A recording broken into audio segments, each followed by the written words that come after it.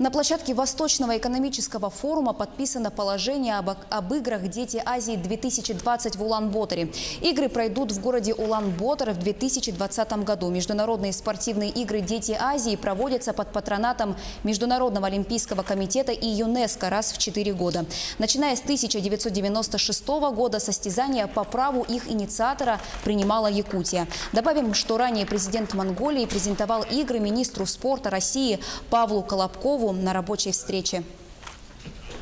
Работа идет хорошо, уже 50% выполнено. Через 2 года мы будем это все необходимые работы будем готовить. А этот мероприятие под патронатом президента Монголии идет. Работа уже организационный комитет работает хорошо, все работы по плану будем делать. И жду от зрителей из Якутии и приглашаем в Монголию.